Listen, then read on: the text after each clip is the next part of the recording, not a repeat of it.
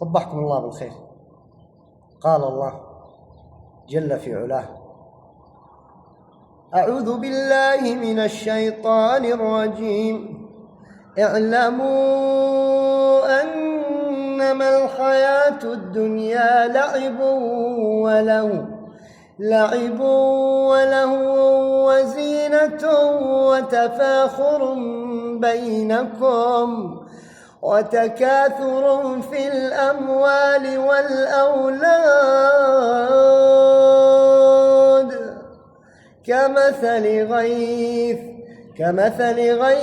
أعجب الكفار نباته ثم يهيج فتراه مصفرا ثم يكون حطاما وفي الآخرة عذاب شديد